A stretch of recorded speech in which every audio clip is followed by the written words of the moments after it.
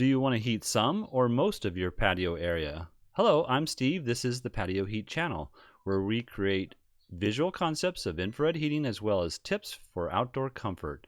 Our one-on-one customer support helps you make the best decision for your application. We strive to earn your business. Visit our patioheat.com website for sales and more information. Let's get heating. All right, so we have this standalone structure here for a residential application. Let's go ahead and go right into the overall dimensions of the patio space. So here you can see we have a 16 foot by, I have it at 24 foot or 14 foot span from this outside post to this wall.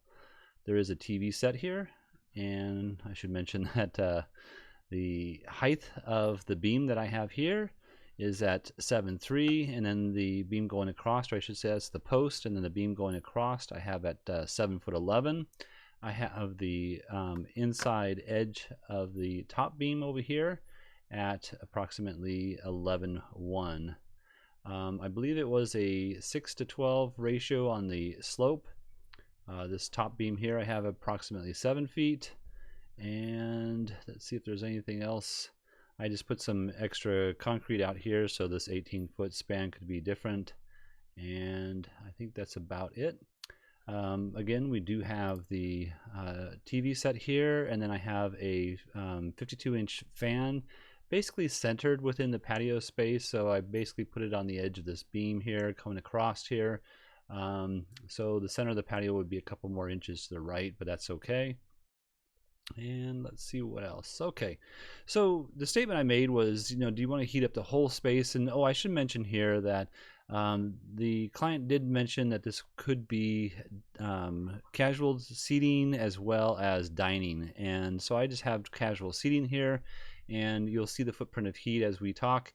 But if it's casual, if it's dining space here, as long as it's not on like a bar stool height seating, then this would be fine for either one.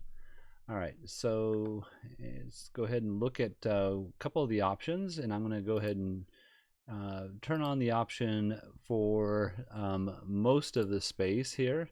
And by that, I'm taking two Infratech heaters. These are electric heaters. They did mention that they have a system propane here on their site.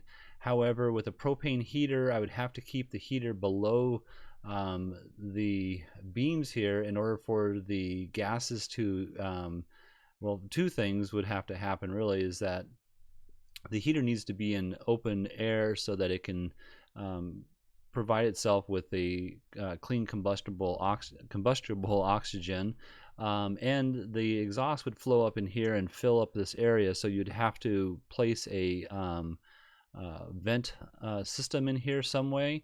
Probably in the top area here, there's an O'Hagan cloaked vent you can look for, and that'll allow you to punch a hole in the ceiling, keep it watertight, and then ventilate outside of the rooftop area there.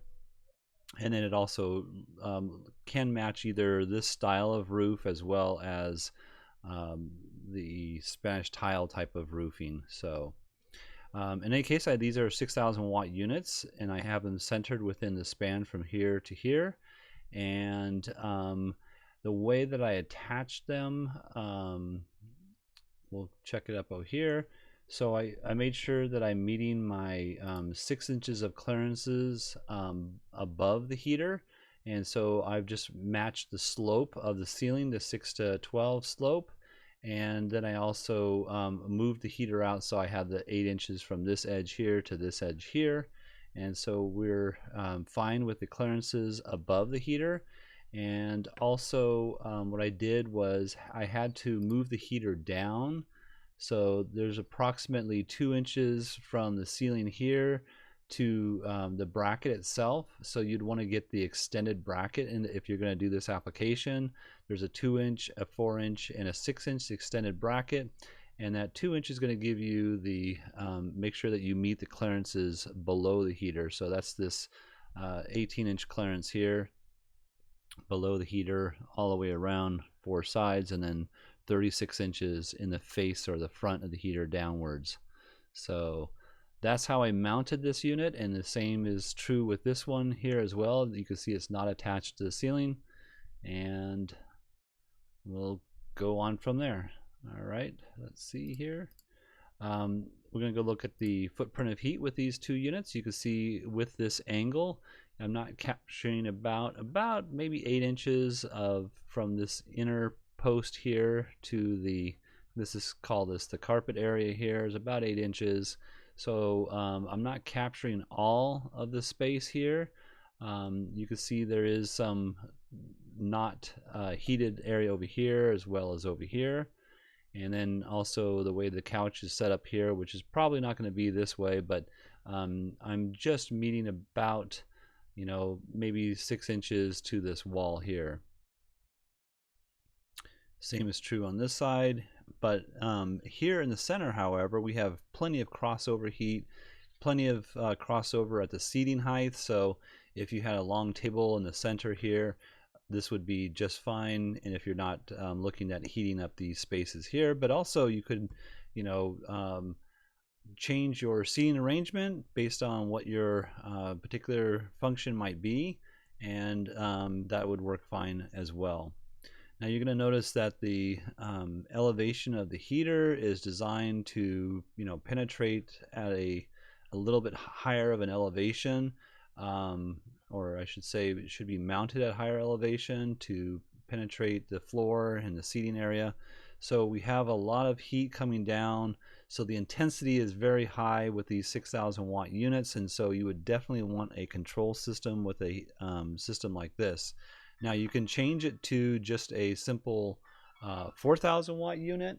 The 4,000 watt unit would function just fine, but it just would not give you the fullest heat towards the cooler temperatures of the season. So that's what I'm trying to say there. Sorry about that.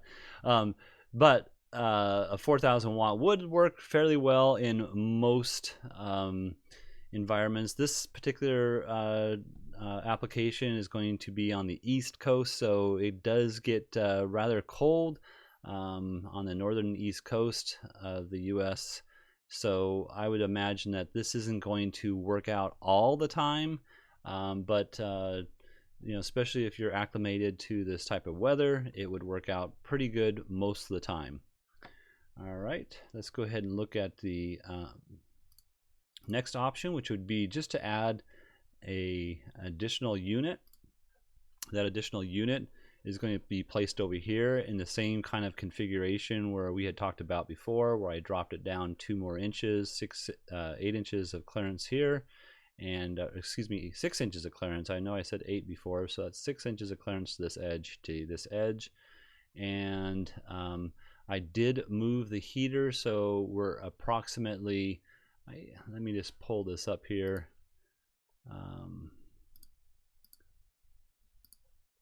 So yeah, we're approximately 2 feet away from the wall edge here. You need to maintain a minimum of 18 inches, so that's no problem there. But being that I wanted to heat up more of the space, I moved it over so that we don't have as much overlapping over here. Now the footprint of heat, you can see again there's a lot of crossover here, and especially with this unit over here. So this would be a very warm environment right here in the center, and that is why you definitely would want a control system. You can also see that the seating right here, where you see the actual penetration of the ray to the seating area here, which is probably about 6 feet apart from each other. Let's go ahead and check that out real quick, just so you get a good idea of that. So actually it's 8'3".